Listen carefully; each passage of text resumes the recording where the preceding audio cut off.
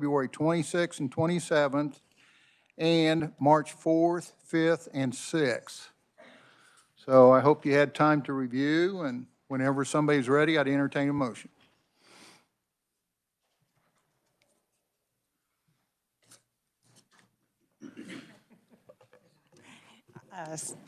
Chairman, I would move that we approve the minutes for the Senate Utilities Committee for February 26th and 27th and March 4th, 5th, and 6th.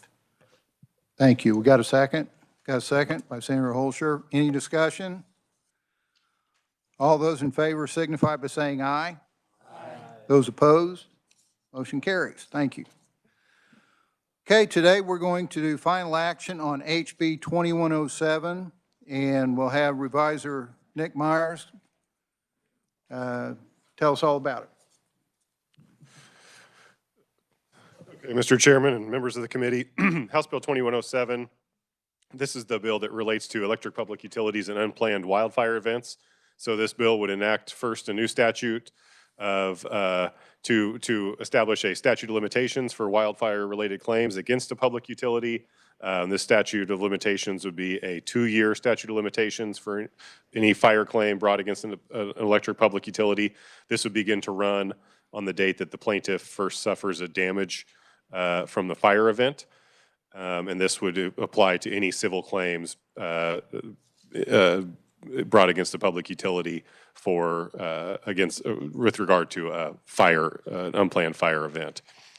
The bill would also authorize a plaintiff to recover for economic loss to compensate for damage to property when that plaintiff proves by a preponderance of the evidence that the plaintiff's loss was due to a fire event caused by the public utility. And then also in Section 1 of the bill, this would establish a punitive damages cap in an amount of $5 million with respect to any fire claim. Section 2 of the bill would require the State Corporation Commission to convene a workshop to assess wildfire risk and mitigation efforts on behalf of utilities. This workshop would need to be concluded and conducted on or before July 31 of 2026.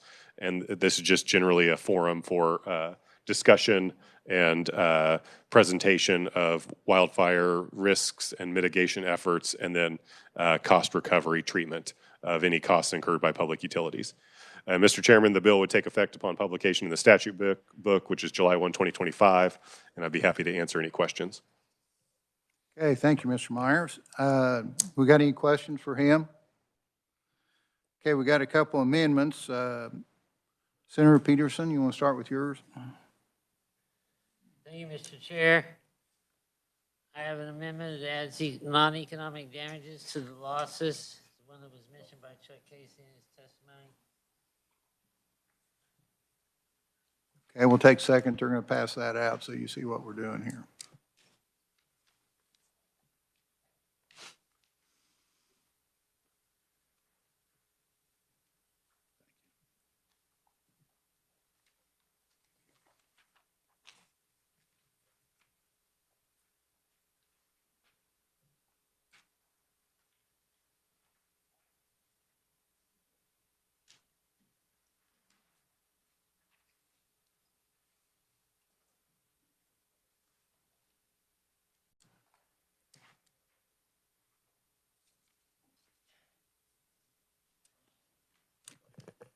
You have anything else, Senator Peterson, you'd want to say about that? I move my amendment. Okay. So I got a motion, got a second? Senator Peck seconded. Okay, got a second by Senator Peck. Is there any discussion on the amendment? All those in favor signify by saying aye. Aye. Those opposed? Motion carries. Okay. Senator Francisco. Thank you, Mr. Chair. During the hearing, we talked about the provisions of Section 2, which addressed convening a workshop. And I had some concern that the way the language was presented, it only talked about on or before July 31st, 2026, and didn't have anything following that, so I have an amendment.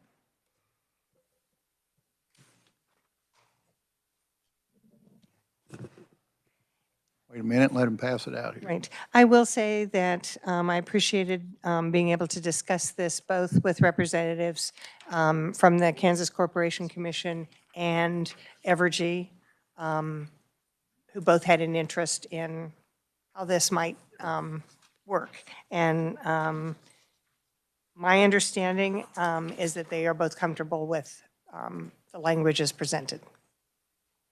And I see some nods. I was. Okay, so you're making a motion? Okay. Got a motion by Senator Francisco, got a second by Senator Clifford. Is there any discussion?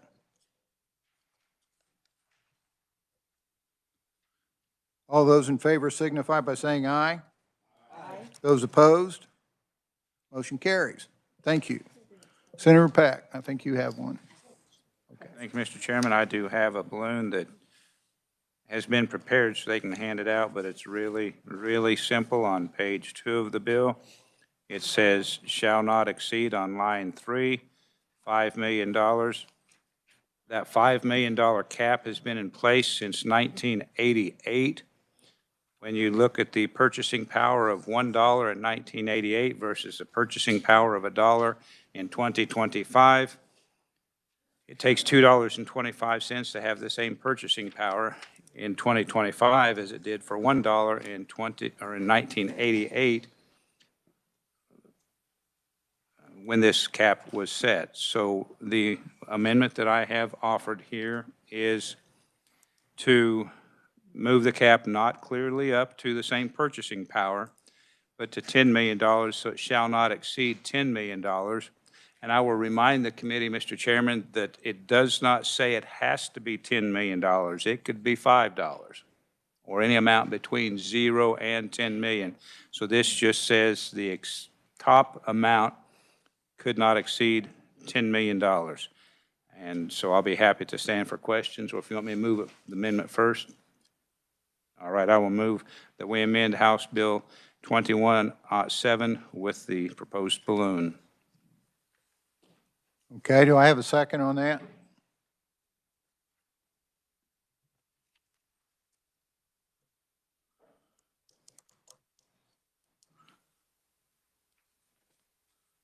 Okay, no second.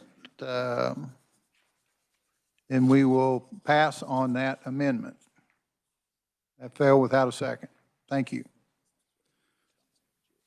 Senator Warren, did you have a question for the reviser? I did. Thank you very much. Sorry I didn't jump in earlier to ask. Question for the reviser, talking about the 2-year statute of limitations. Is there a statute of repose that applies to these claims?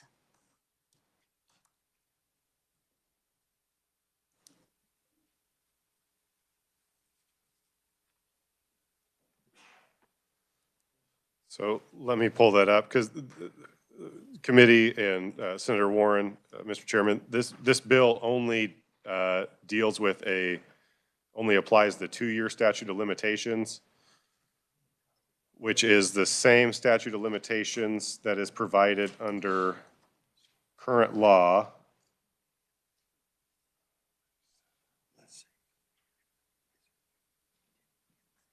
So which chapter, are you talking in chapter 60 current law? Yes, correct. I'm trying to pull I it don't up. see that referenced in the bill, which is why I'm asking.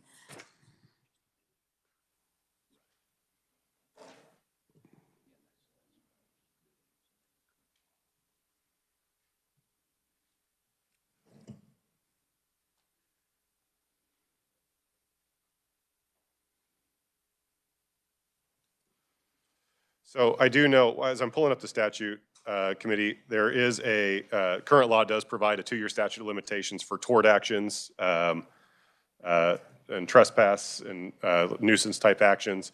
And there is, in addition to that 2-year statute of limitations, there is a 10-year statute of repose that applies for discovery of an injury or damage.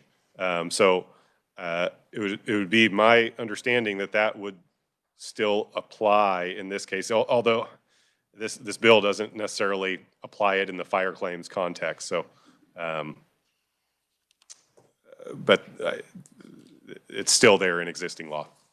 Okay, thank you. I thought that the statute of repose would apply, and I recalled, I think it was 10 years. So thanks for clarifying that, because, you know, the discovery, you know, if it's 30 years down the road, then that could be problematic for a civil lawsuit. But thank you, Mr. Chair.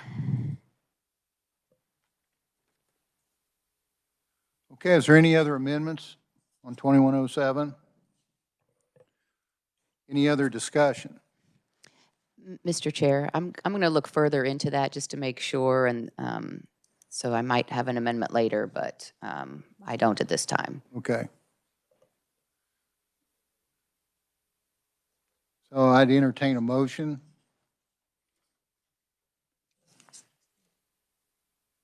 There we go. Senator Bowser. Thank you, Mr. Chair. I make a motion that we pass House Bill 2107 favorably out of committee as amended. Okay, we got a second by Senator Francisco. Is there any discussion? All those in favor signify by saying aye. Aye. Those opposed? No. Okay, so we had, I think the ayes have it. You don't, okay. Okay.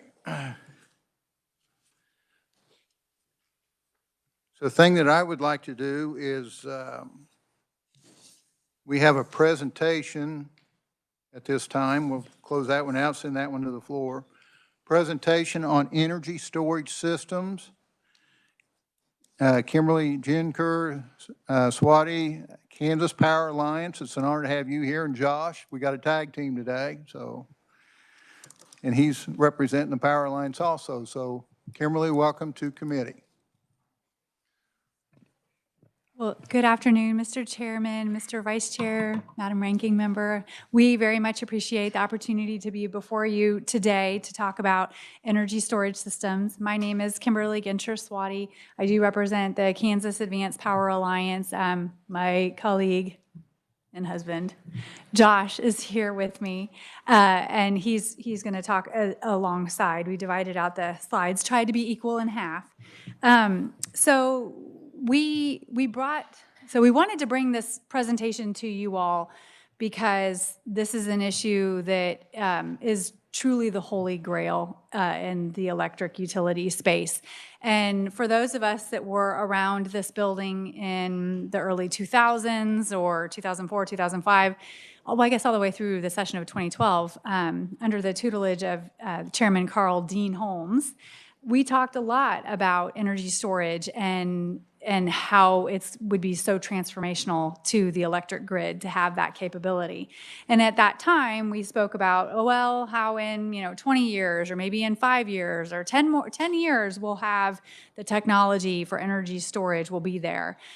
And it's absolutely amazing to get to stand here before you all and not make that statement anymore, because energy storage is here and it genuinely is beginning to transform the utility space every bit as expected. And I think that the transition is only going to continue with energy storage. And so that is why we're here before you today. And then also we do have a pending piece of legislation that hopes to get ahead of this energy storage conversation.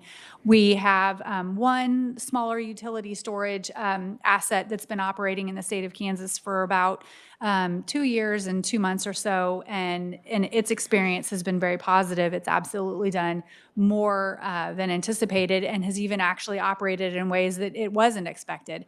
And that is a battery storage system owned by a community-owned utility in Minneapolis, Kansas. So what we're and that's a 4 megawatt system, but what we're talking about is energy storage at utility scale. So 100 megawatts, 200 megawatts, 3, 4, 5, 600 megawatt systems. And we wanted to make sure before any of those utility scale systems came into operation in the state of Kansas that their tax structure would be well known. And in Kansas, there are three pillars to the electric utility space. There's the ability to generate the power, there's the ability to transmit the power, and now there's the ability to store the power.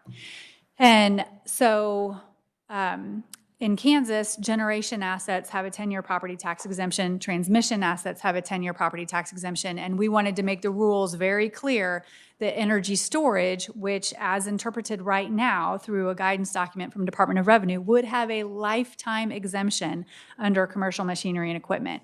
We, as representatives of the industry, do not feel that that is fair and equitable because generation gets 10 years, transmission gets 10 years, storage should have 10 years. So we wanted to make sure that, that you all, one, knew this industry was coming and it's happening, and that we also wanted to be very transparent in this other piece of legislation that we're working on. So with that, I'll just go ahead and open the presentation. So the Advanced Power Alliance members, we are the owners, operators of not only the state's wind and solar fleet, but are also going to be the owners and operators of the state's energy storage fleet. We're also working with the large data centers, the hyperscalers, to power those data centers, and many of the other member companies are also in the traditional oil and gas space. So companies like BP and Chevron and Royal Dutch Shell.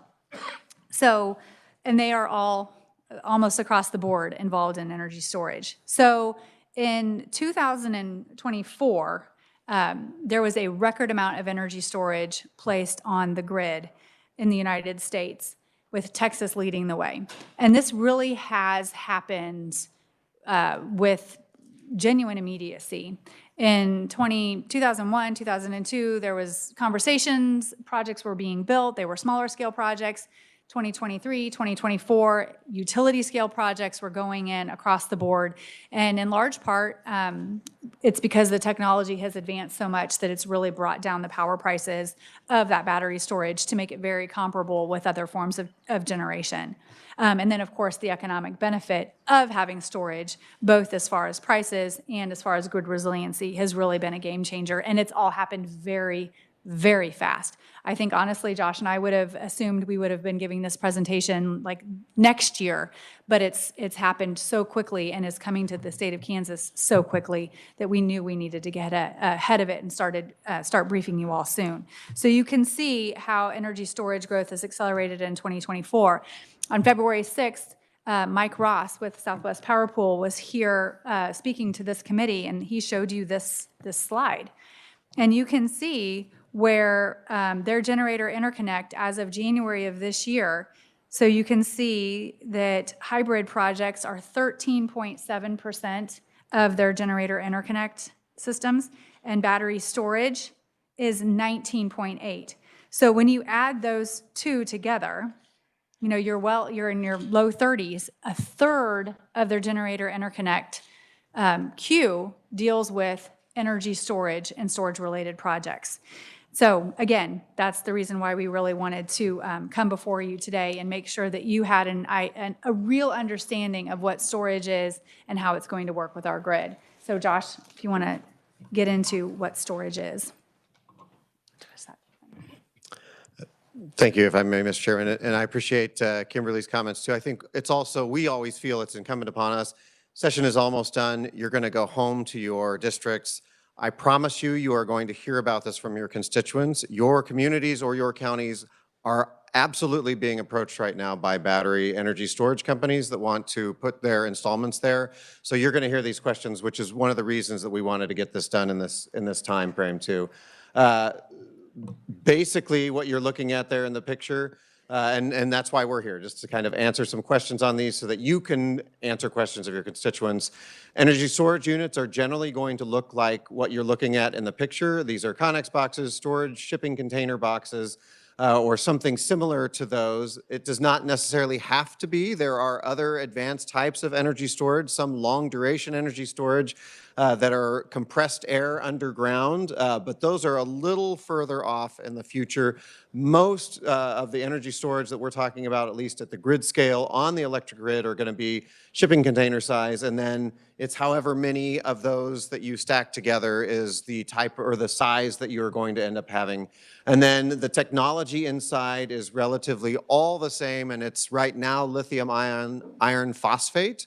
But I would also say from a utility perspective, I think it's a safe statement to say the bulk of the research and development dollars that are going into the utility space right now are entering in the energy storage space environment. And so these are changing rapidly. And your counties may say, hey, we've been approached by a battery storage facility and they're not sure what batteries they're going to use. It's likely because they are looking at an implementation date of maybe 2028 or 2029 to build those batteries, and they literally don't know the technology that they'll be using because the technology is making significant leaps on an annual basis, and there is the probability that there will have a different technology. And what we tell people is that all of these changes in general are doing a variety of things. They're one, making them significantly safer, two, changing the chemistry to materials that are more easily found,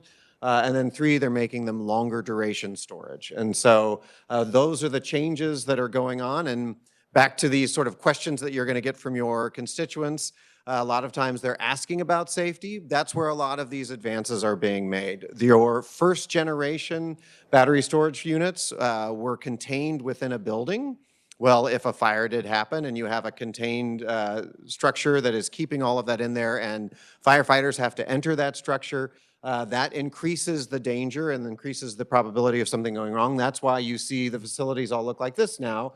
It is significantly safer for everyone and the units themselves if they are outdoors and separated. And so these are the changes that are happening on an annual basis. And then how does it work? They are like all of the other batteries that we use in our daily lives, just at a larger level. And so they are pulling electrons off of the grid. And then when the grid needs them or the market has changed, they can push those electrons back on. Exact same principle as any kind of other battery. What's exciting about this space is that we are seeing different technologies that are energy storage, but they might use those electrons in different ways.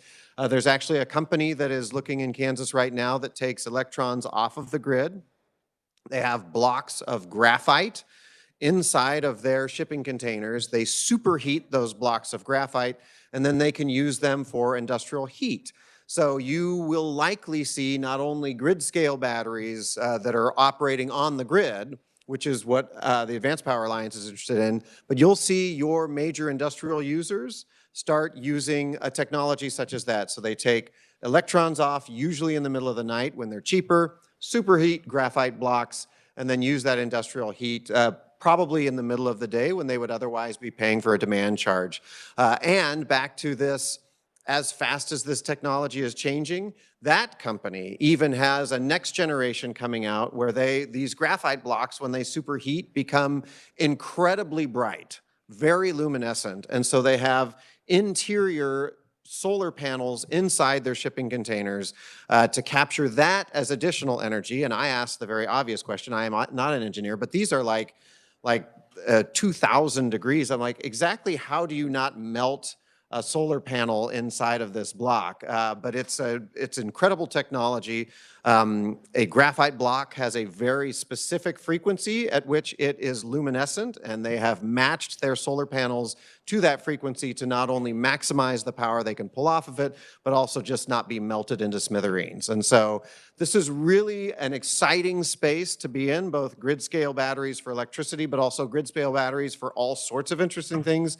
It's happening very fast, and you are definitely going to see it in your districts in the off-season. And so where they are located right now, and Kimberly's going to get into this in terms of the overall map of Kansas, but batteries right now, their highest value are going to be at choke points in the transmission grid. And so one of the things for those of you that also may serve on the Senate Assessment and Taxation Committee, I made the comment the other day.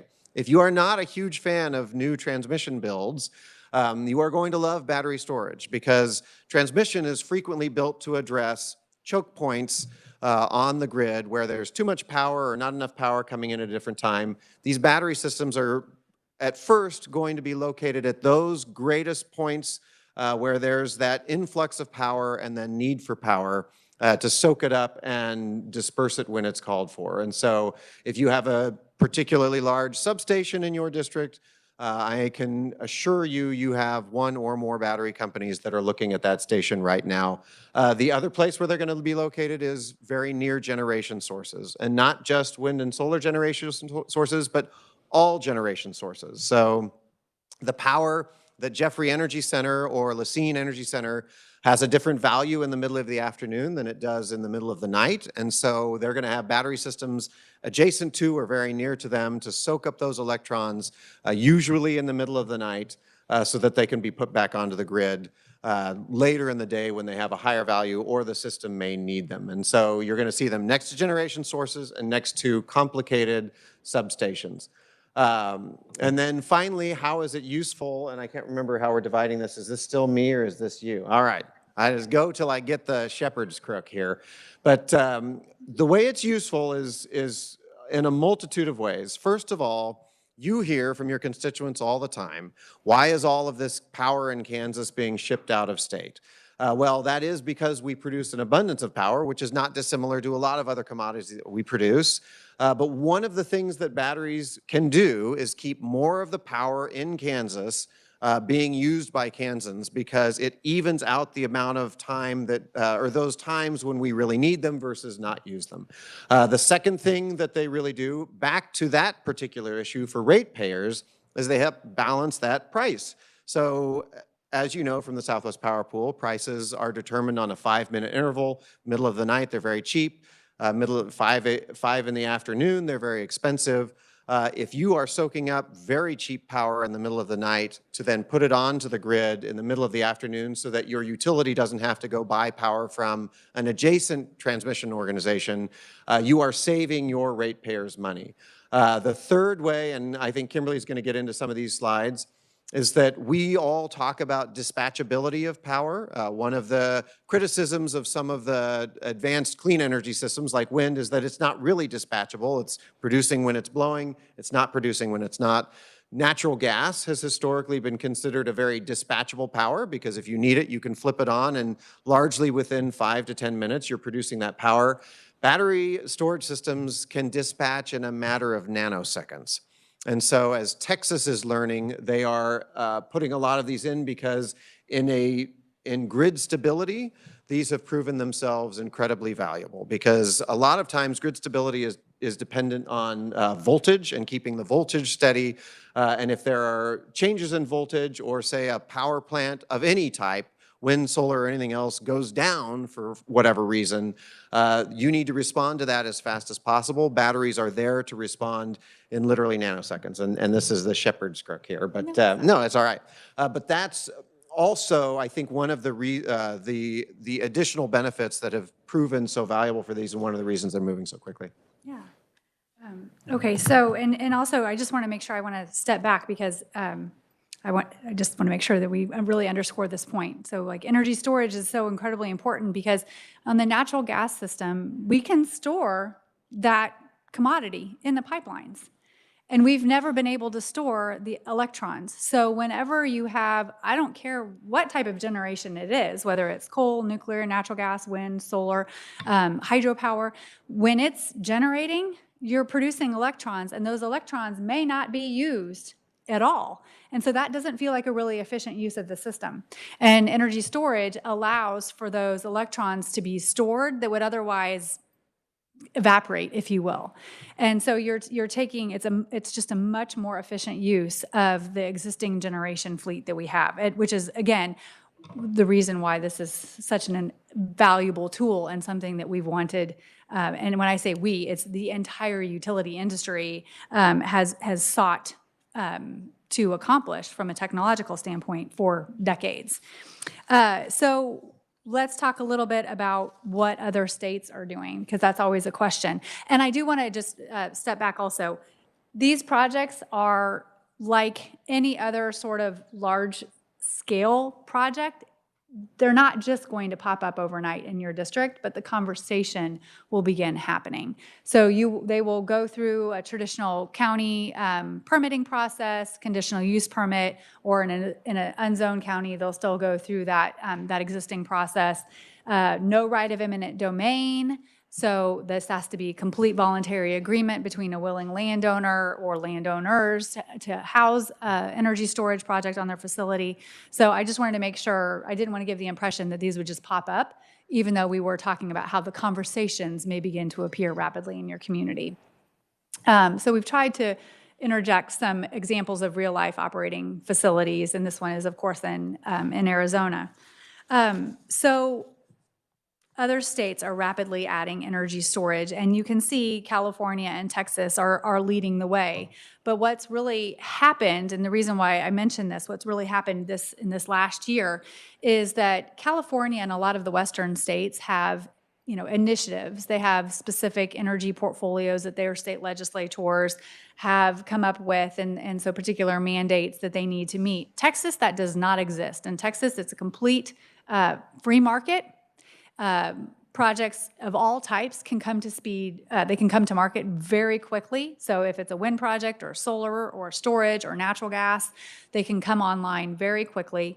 And there isn't the sort of kind of regulatory process that you would go through that here in Kansas, even from a siting standpoint. Literally, you can just build them. But energy storage has absolutely taken off in Texas. And you can see in this last year, they built 2,832 megawatts of new energy storage. And again, they achieved that goal without any of the mandates that you see in the western states. And that is due entirely to the fact that they have the fast-to-speed interconnection process, or fast-to-market interconnection process. They have pretty volatile electricity prices, and that's in part, David Campbell, the CEO of Evergy, spoke to the Texas situation 2 days ago, where you have 1,000 new people moving to the state of Texas every single day, so you have increasing demand. And even though they're building generation, they cannot build generation fast enough, and so that creates a very tight market, which does nothing but drive up the cost of power. Even though you have all of those new users across the board, which you would think ostensibly would lower the cost of power, but the demands are so great that the prices are so volatile. And so the energy storage has found a very strong place quickly in order to help smooth out that volatility. So then I want to show you this next slide about Texas. So in 2023, the most amount that batteries interjected onto the ERCOT system was 766 megawatts, which for Kansas would be quite a bit, but not as much for Texas. And then you have a listing on here of the top 10 days in the last, since beginning of December, the top 10 days for battery storage injection. And notably on March 10th, so just 3 days ago, in Texas, 4,955 megawatts of battery stored energy was re-injected onto the grid. And that amount equated to almost the total equivalent of their nuclear generating facility, which is staggering that battery storage has really taken on that quickly and has provided so much benefit to those customers. The amount of savings over the last year or so equates to around $750 million for their ratepayers. So then also to Texas, and again, I'm using Texas as the example here because we will see very much the same thing. In 2023, ERCOT had 11 calls for conservation. So that is a pretty significant step in the utility space. We've not had a call for conservation in Kansas for several years. And for them, they have had 11 calls in 1 year, and that was due in the summer months when heat pushed demand high enough to overtake the supply. So in 2024, with all of their new battery storage that had come online, ERCOT issued not a single call for conservation. And that also moved power prices down on average $160 a megawatt hour. I was down in Texas one day last August, and in the morning, power prices were around $38, $40 a megawatt hour. By 4 o'clock in the afternoon, power prices were over $8,000 a megawatt hour. And so my next slide, well, and actually I'll go back to this point. So that's where you can talk about, you can dispatch those batteries and you can really dial back that increase. On March 5th, so 8 days ago, solar production in Texas began to dip as the sun began to set. And so they also had, this is the time of year when a lot of thermal plants are off because they are undergoing repairs and outages, and many of them are planned. Many of them might not be planned. But you had 23,000 megawatts of thermal power plants that happened to also be offline. So sun is setting, thermal plants, 23,000 megawatts of thermal plants cannot come online. And so what happened? At 6:15 p.m., batteries were dispatched, and they delivered more than 10% of all of the power needs of ERCOT at that particular time. So again, these are very real examples of how we're also making better use of our existing generation. So this is the SPP price contour map, and this actually, it does not really look all that exciting right now. There's not a whole lot of volatility in the colors. We don't see any reds. We don't really even see any yellows. This was real time as of yesterday at 1:10 p.m. And then you can see that what the generation mix was on a pretty calm, actually kind of a lovely day yesterday, lovely spring day. That is not the way the map looks typically. And I tried to find a much more dramatic map, but we're in March now. And so we're, if this was February or January or even June or July, we're going to see the whole rainbow gamut on here where you have higher prices and you've got lower prices. Nevertheless, this is what SPP yesterday was projecting in the day ahead market. So yesterday, this is what the market was supposed to look like for today. And you can see some price differentiation. So you can see down in, as the day goes on, you can see how power prices become higher up in the Dakotas and Nebraska. You've got a key point down there in Oklahoma City. You've got some higher prices all through Kansas and particularly around now. And so you can dispatch battery storage, and that will really help, again, level that price. Okay. Let's see. Josh, do you want to talk about long duration? And then we'll take questions. So I kind of covered long duration energy storage, and we're getting pretty close to the end here, so I do want to leave some time for questions. The only other thing I'd say, as you hear from constituents, how do we manage these things? Well, first of all, the technology is changing and improving, but then second, there are some standards that are usually what counties adopt, and that is, for the most part, the big question for people is, what does fire prevention or fire management look like? National Fire Prevention Association, the NFPA, is the group that has the guidelines for these, and what we tell most counties that we work with is you should adopt their code for stationary battery storage, which I think is the code 855. And the nice thing about that is that as it advances, as the code advances, then the permit has to advance with it. And so you make sure that your battery storage facility maintains that same code. But there'll be other questions that come up, and we, hopefully with today, just wanted to make sure you knew to come and ask us as you get questions. This is a fast-moving, fast-changing sector of the energy world in Kansas, and there are all sorts of things, long duration, different technology forms, different uses for the batteries. So I think at that, we'll leave it for questions if... Yeah, I was just going to say, there are a whole suite of different... So you actually have information about codes and standards, all of the codes that we have to follow, and performance standards. So codes, qualification standards, performance standards. And then we have a whole variety of, this is literally just the beginning of fact sheets, model policies, and I don't want anyone to walk away. I guess the keys, if you're going to walk away from this conversation, I would love for you to know that energy storage is the only technology that, when connected to the grid, can capture excess energy and then redispatch it so it's not wasted. It can be redispatched onto the grid when it's needed the most. It's also truly unique in its ability to add flexibility and efficiency to the grid. There is nothing else that adds the kind of flexibility and efficiency to the grid that battery storage adds. Obviously, Texas is leading the way right now, which with very similar situations to Kansas, we can really learn from their experience and see how the technology can be deployed in our state to the benefit of our ratepayers and to the benefit of our grid. And that also long-term energy duration storage is being deployed. So we're not talking about 4 or 8 hour batteries now. We're talking about batteries that can be deployed for days, up to 100 hours, which is a big technological shift just even in the last several years. And that absolutely there are very strong and robust codes and policies that exist for batteries.